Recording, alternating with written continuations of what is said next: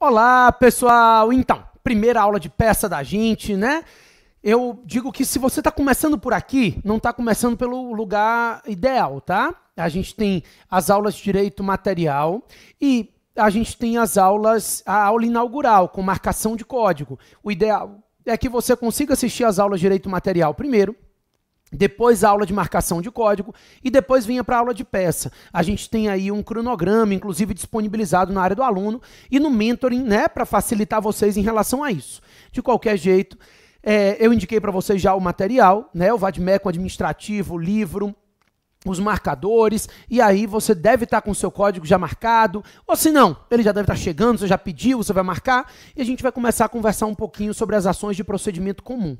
Lembrando que na aula inaugural, a gente gastou 3 blocos fazendo a marcação de código, e no quarto e último bloco, a gente trabalhou um pouquinho o cabimento das principais ações, né?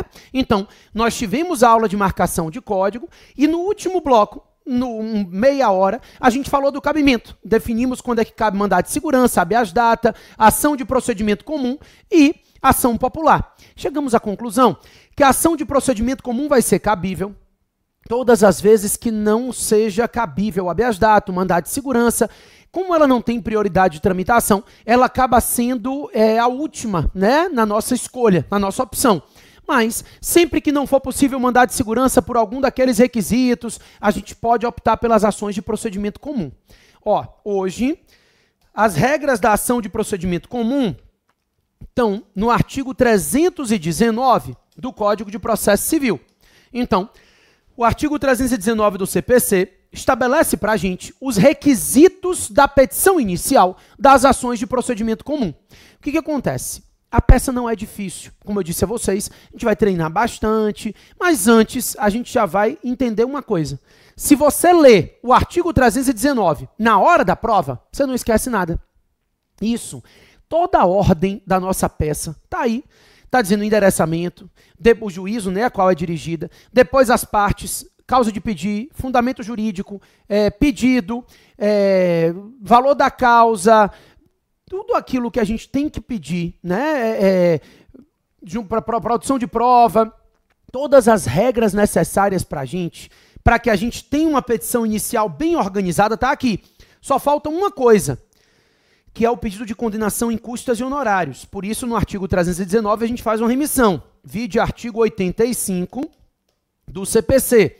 Por que a gente faz essa remissão? Ó, grifa aí o artigo 319, bota um marcadorzinho e coloca vide artigo 85 do CPC. Porque esse artigo 85 fala dos honorários. E nas ações de procedimento comum, os nossos pedidos estão todos elencados nesse artigo. Então, no artigo está dizendo que tem que pedir a citação do réu, depois o pedido de tutela de urgência, não vou falar dele agora, mas o pedido com as suas especificações, produção de provas, condenação, ônus, valor da causa, atribuição de valor da causa. A única coisa que não tem aí é a condenação em custas e honorários, tá? Então, a gente faz a remissão ao artigo 85 para não esquecer disso. Mas vamos lá, passo a passo. Fez a remissão. Primeiro, endereçamento da peça. Primeira coisa que a gente tem que entender. As ações de procedimento comum, na nossa prova, elas sempre tramitarão perante juiz singular. Não há foro privilegiado. Então, não há prerrogativa de foro nas ações de procedimento comum na nossa segunda fase, na área de direito administrativo, tá? Por isso, ou a ação tramita na Justiça Estadual, ou ela tramita na Justiça Federal. O endereçamento vai variar de acordo com isso. Se a ação tramita na Justiça Estadual, a Justiça Estadual é dividida em comarcas. Então, não me interessa se é interior ou capital, você vai endereçar ao excelentíssimo senhor doutor, juiz de direito, da tracinho, vara. Gente, esse tracinho não é porque existe uma vara e você não sabe, não. Quando houver uma informação que você não tem, você coloca 3 pontinhos. Esse tracinho é porque realmente existe um tracinho. Quando você propõe a ação, coloca na petição inicial um tracinho para que o órgão de distribuição distribui. Coloque aí qual é a vara que vai, tá? Então é tracinho mesmo. Excelentíssimo senhor doutor, juiz de direito da tracinho vara da Fazenda Pública, tem gente que coloca vara cível, vai dar no mesmo, mas a gente vai colocar sempre Fazenda Pública, da Fazenda Pública, da comarca, agora se eu não sei, 3 pontinhos, no estado, 3 pontinhos. Ah, professor, mas eu aprendi que agora endereça ao juízo. É MM juízo. Não precisa botar excelentíssimo senhor doutor? Pode ser. Não faz diferença nenhuma. A praxe é fazer desse jeito, as pessoas continuam fazendo desse jeito. E pode fazer porque você não vai perder a prova por causa disso, tá? Eu já estou ensinando há muito tempo aqui, minha experiência em termos de OAB é grande e posso lhe garantir que a banca de vocês não vai mudar, porque não poderia mesmo, tá? Não faz diferença não. Então, excelentíssimo senhor doutor, juiz de direito, dá tracinho, vara da Fazenda Pública, a gente sempre vai optar pela Fazenda Pública, poderia ser cível, vara única, mas a gente não é obrigado a conhecer a organização judiciária dos estados. Então a gente sempre vai colocar Fazenda Pública. Da comarca tal, no estado tal. Então, sempre que for justiça estadual, é assim que a gente endereça para o juiz de direito, da vara da Fazenda Pública, da comarca. Beleza. Na Justiça Federal, o endereçamento não é feito em divisão em comarcas. A Justiça Federal não é dividida em comarcas, mas sim em seções e subseções. A capital de cada estado fica a seção judiciária e no interior ficam as subseções.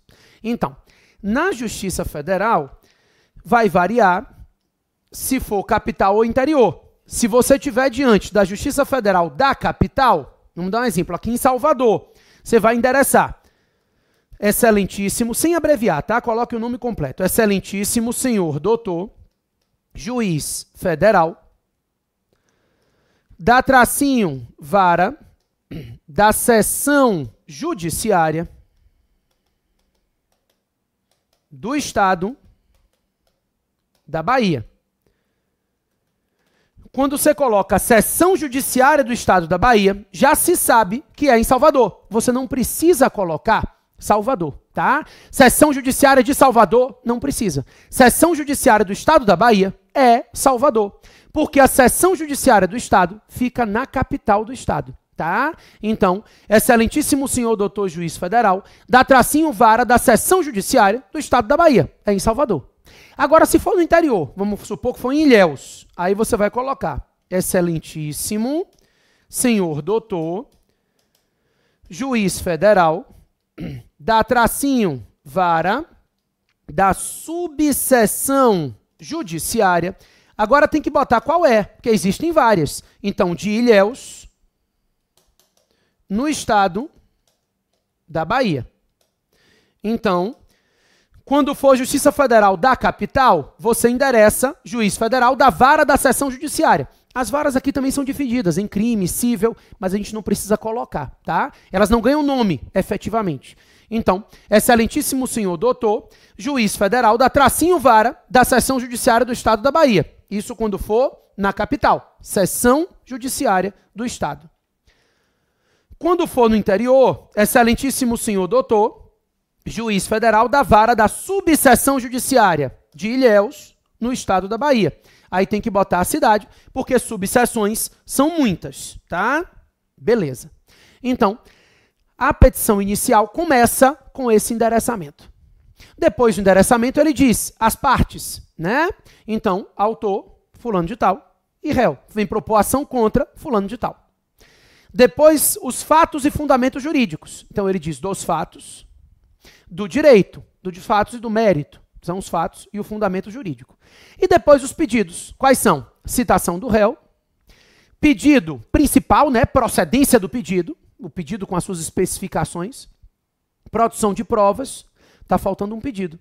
O pedido que está faltando é condenação em custas e honorários. É por isso que você fez a remissão ao artigo 85. Depois disso, você atribui valor à causa e aí você informa que quer audiência de conciliação ou mediação. Mas são 4 pedidos. Por isso que a gente faz a prova dos 9 aqui para não errar. Nas ações de procedimento comum, são 4 pedidos. Ó, 3 mais 1, 4. Então, 4 pedidos, 3 mais 1. Na hora da prova, faz a prova dos 9. Olha lá, deixa eu ver. Tem 4 pedidos? 3 e 1, 9. 3 e 1, 4. Fechamos os 4 pedidos. E está faltando um. Qual é? Aí você vai olhar qual é. Se são os 3 pedidos da 319, citação do réu, produção de prova e pedido, ou, se é o artigo 85, condenação em custas e honorários, tá?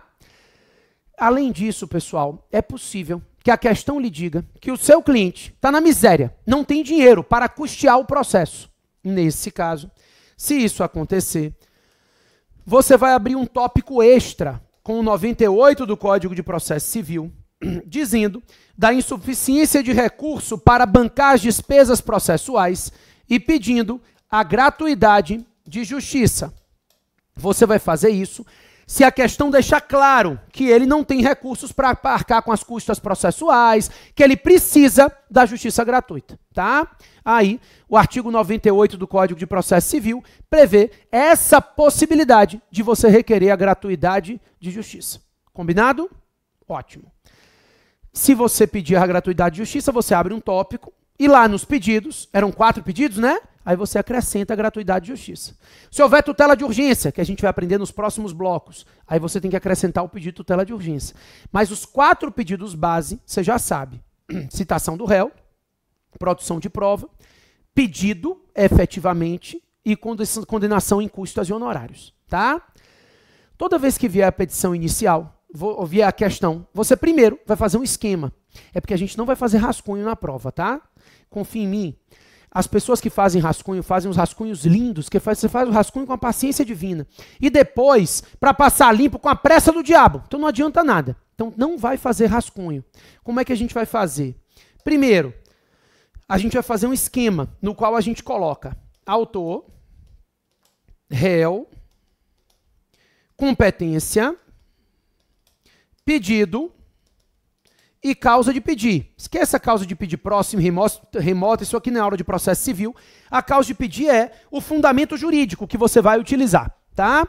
Então, toda vez que veio a questão, você coloca autor, réu, competência, pedido e causa de pedir. Esse é o seu esquema e esse seu esquema é o rascunho da prova. Você não vai fazer um rascunho efetivamente. Beleza? Vamos treinar.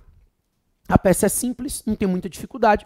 É treinamento que vai fazer você aprender essas peças. Então vamos lá comigo. Primeiro, eu quero que você abra aí na questão 3. As questões estão todas desorganizadas de propósito, que eu vou passar questões para casa. Ó, é um material que começa assim, a empresa Aquatrans. Estou botando na 1 só para você identificar o material. Pronto. Aí você vai abrir a questão 3 do material. Vamos ler juntos. Marília, professora do ensino médio municipal na cidade de Teresópolis, do Rio de Janeiro, foi atacada por seu aluno Maurício em sala de aula com uma faca de cozinha. Apesar de ter informado a direção da escola que vinha sofrendo ameaças por parte do aluno em virtude de suas notas baixas, nada foi feito pela diretora para impedir a situação, pois acreditava sinceramente ser exagero de Marília. Em virtude das facadas, Marília perdeu o movimento de um braço e passou meses no hospital, tendo que arcar inclusive com despesas de medicamentos. Além disso, a professora hoje se sente ameaçada por qualquer aluno, o que dificulta sua relação em sala de aula.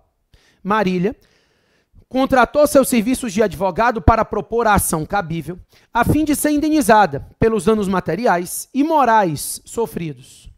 Em face dessa situação hipotética, redija, na qualidade de advogado contratado, a petição cabível, considerando inclusive que Marília se encontra desempregada, sem poder arcar com os custos do processo. A gente vai ter que pedir gratuidade de justiça. Botei aqui logo a primeira de propósito para a gente treinar, tá? Já treinar logo com um pedido de justiça gratuita. Vamos lá? Então, primeiro, o autor, Marília. Marília é a autora. O réu é o município de Teresópolis, porque ela é servidora da rede de ensino municipal, né? Então, a escola pública é um órgão público, não responde por seus atos. A ação deve ser proposta em face do município. A competência, justiça estadual, juiz de direito. Porque a regra é o seguinte, ó, acho que eu esqueci de falar sobre isso. Rapidamente. Primeiro eu quero que você entenda que todas as vezes que for uma ação de procedimento comum, a regra é que ela vai ser proposta perante o juiz estadual. Essa é a regra, tá? Ação de procedimento comum, justiça estadual. regra geral. Ação de procedimento comum, juiz de direito. As exceções, para a prova da gente, artigo 109, inciso 1 da Constituição Federal. Pode grifar de preto esse artigo. O artigo 109, inciso 1, diz que vai tramitar na Justiça Federal as ações que tenham como réus ou autores União, Autarquia Federal, Empresa Pública Federal e Fundação Pública Federal. Então, a gente só vai optar pela Justiça Federal nesses casos. Existem outras hipóteses de ações a propostas na Justiça Federal. Mas para nossa prova de direito administrativo de segunda fase da OAB, só interessam essas hipóteses, tá? Então, qualquer ação de procedimento comum, a gente vai propor perante juiz de direito, juiz estadual. Essa é a regra. É ação de procedimento comum, juiz de direito. A não ser que se encaixe nas hipóteses do artigo 109, inciso 1 da Constituição Federal.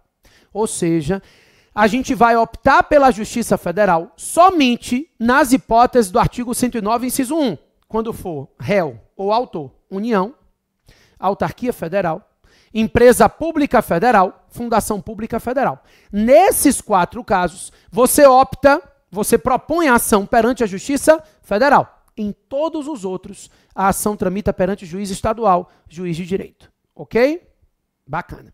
Então, voltando para o meu raciocínio, a competência da Justiça Estadual. O pedido é de indenização. Marília quer ser indenizada por danos morais e por danos materiais. Beleza. Tudo isso estava na questão, fácil de você preencher. A causa de pedir a fundamentação jurídica é a parte difícil da peça. Aí você vai abrir o código, procurar lá os artigos que tratam de responsabilidade civil para embasar a responsabilidade civil do Estado. E aí você vai dizer que o artigo 37, parágrafo 6º da Constituição Federal, combinado com o 43 do Código Civil, regulamentam responsabilidade objetiva do Estado. Então, não é relevante saber se há ou não culpa, inclusive porque nesses casos em que o Estado tem alguém ou alguma coisa sob custódia, a gente está diante da teoria do risco criado, ou teoria do risco suscitado, né? Isso. Mesmo ela sendo a professora, o Estado colocou ela numa situação de risco, então ele responde objetivamente pelos danos que decorram dessa situação de risco. E você ainda vai procurar aí na parte de indenização e achar o artigo 950 do Código Civil, para embasar o pedido de indenização. Junto com o 944, né? A indenização se mede pela extensão do dano. Você vai usar o 950 porque, em razão do evento, ela ficou psicologicamente abalada. Isso dificulta, hoje, a atividade profissional de Marília. Ok? Beleza. Está montada a peça. É a primeira. Não fique achando que você ia achar as coisas na primeira de cara, não. Calma. A gente está primeiro treinando juntos. Depois eu vou passar dever de casa para você, tá? Vamos lá. Primeiro, a gente vai endereçar. Excelentíssimo. Sem abreviar, tá? Não abrevie, não. Excelentíssimo. Senhor doutor, juiz de direito, dá tracinho, vara da Fazenda Pública, da comarca de Teresópolis, no estado do Rio de Janeiro. Então, primeiro, excelentíssimo senhor doutor, juiz de direito, dá tracinho, vara da Fazenda Pública da comarca de Teresópolis, no estado do Rio de Janeiro. Beleza. Daí existem 2 opções. Ou você pula algumas linhas, 5, 10. O que acontece? Essa peça é uma peça simples e pequena. Então, pular linhas não iriam te causar tanto prejuízo assim. Mas você vai ver outras peças maiores. Na dúvida, o ideal é que você não pule linhas. Você não pode se dar o luxo de fazer isso. Você tem 5 laudas para escrever. Se você escreveu em 1 ou 2, ótimo. Mas se você passar das 5, não vai pontuar. Então, na dúvida, você não pode fazer essa pulada de linha, tá? O ideal é que você não pule as linhas. Você vai fazer o seguinte, você pula uma linha, escreve entre parênteses, 10 linhas, pula mais uma e continua. Ah, professor, vamos considerar a identificação de prova. Eu estou fazendo isso aqui antes da FGV, tá? Então fiquem tranquilos que meus alunos fazem isso a vida inteira e ninguém considera identificação de prova. Ninguém perde por causa disso. Então você pode confiar em mim e fazer do jeito que eu estou pedindo, sem problema.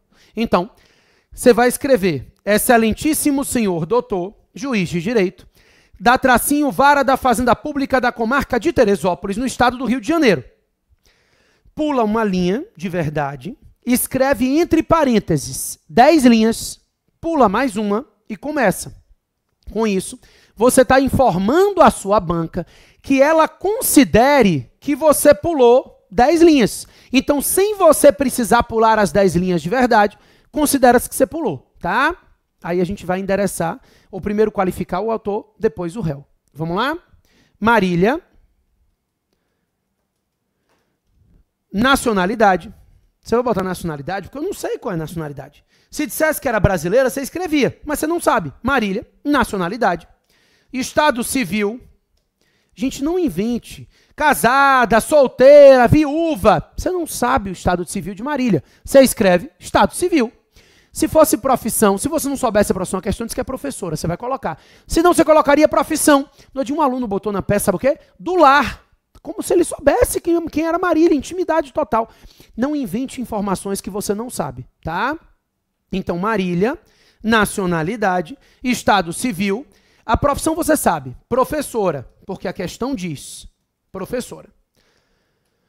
RG número tal, pode abreviar RG, não tem problema nenhum. RG número tal. CPF número tal. Endereço eletrônico. Residente e domiciliada na rua tal. Pronto. Isso aqui é a qualificação de Marília. Ah, mas eu não quero botar na rua porque pode ser avenida, travessa. Não invente também não. Não é tão preocupante assim a identificação de prova não, tá? Então, Marília, nacionalidade, estado civil, professora, RG número tal e CPF número tal, endereço eletrônico, residente domiciliado na rua tal. Aí, você vai colocar vem e a gente vai qualificar o advogado. Por ser o advogado, infra, firmado, com procuração anexa e endereço profissional na rua tal, onde serão encaminhadas as intimações do feito, propor. Aí depois a gente volta para propor. Daqui a pouco a gente continua. Vamos lá? Vou reler aqui. Excelentíssimo senhor doutor, juiz de direito, da tracinho vara da Fazenda Pública da comarca de Teresópolis, no estado do Rio de Janeiro. Beleza. Daí você pulou uma linha e escreve 10 linhas, pula mais uma e começa. Marília, nacionalidade, estado civil, professora, RG número tal e CPF número tal, endereço eletrônico, residente domiciliado na rua tal. Vem por seu advogado infrafirmado, com procuração anexa e endereço profissional na rua, 3 pontinhos, onde serão encaminhadas as intimações do feito. Propor ação de indenização. Preste atenção que o nome da ação eu coloquei em letra de forma. É porque é o seguinte, tem gente que faz o quê? Propor. Aí pula uma linha, escreve bem grande, ação de indenização, pula outra, começa. Não precisa de nada disso, tá? É porque vocês, alguns estagiam aí, estão acostumados a isso. Não precisa de nada disso. Você vai continuar reto, normal. A única coisa que você vai fazer é que o nome da ação você vai escrever em letra de forma. Aliás, você vai colocar em letra de forma caixa alta o endereçamento, o nome da ação e os tópicos dos fatos, do mérito, do pedido, só isso, tá?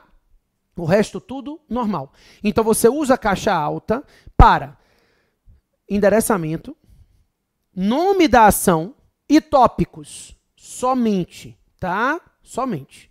Então, intimada, propor ação de indenização, é só isso. Você vai continuar normal, a diferença é que você vai colocar em caixa alta, em letra de forma. Em face e continua. Em face do município de Teresópolis. E aí a gente tem que qualificar o município de Teresópolis, que é o réu, tá? Então, veio propor ação de indenização. Eu disse a vocês, eu falei isso na aula passada, o nome da ação de procedimento comum é o nome do pedido. Na aula inaugural lá, foi o que eu te ensinei sobre a ação de procedimento comum. O nome da ação é o nome do pedido. Essa ação ele quer indenização, então é uma ação de indenização, ou uma ação indenizatória, dá no mesmo. Se fosse uma ação em que ele quisesse anulação de um ato, uma ação anulatória. Né? Se ele quisesse anulação do ato e indenização, seria uma ação anulatória com um pedido de indenização. Então, o nome da ação é o nome do pedido. Só isso, tá?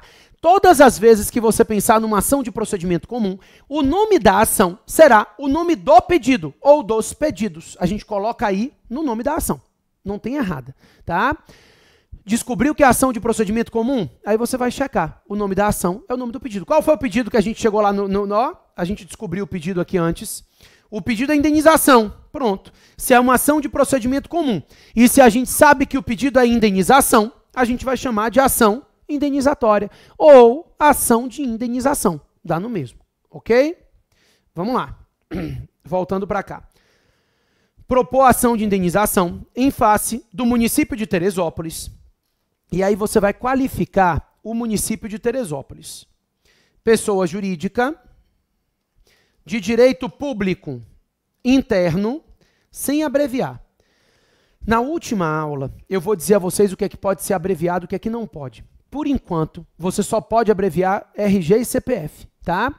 O resto, eu prefiro que você escreva o nome inteiro. Excelentíssimo senhor, doutor, pessoa jurídica de direito público interno, nada de abreviações. Eu faço abreviações porque, obviamente, eu tenho meia hora para fazer uma peça com vocês. Você vai ter 2h30 para fazer a peça, tá? Vamos lá.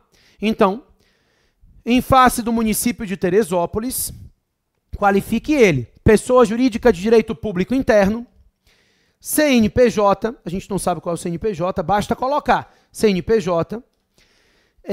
Todas as entidades da administração pública, direta ou indireta, têm personalidade jurídica própria e tem CNPJ, tá?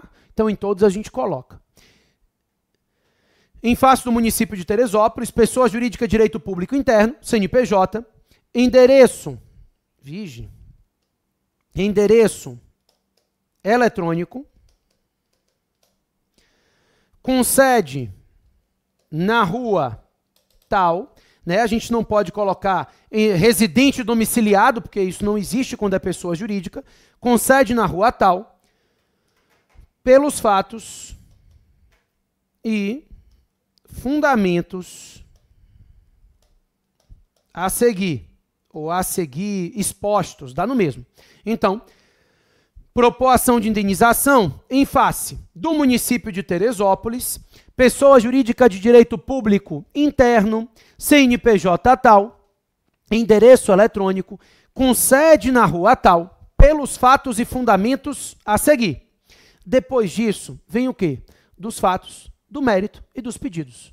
A diferença é que, nesse caso, antes dos fatos, a gente tem um tópico da gratuidade de justiça. Tá? Então, normalmente a gente abre um tópico do cabimento, depois eu vou te explicar isso no próximo bloco. Daí vem, primeiro, a gente vai colocar gratuidade de justiça, depois fatos, mérito e pedido. Tá?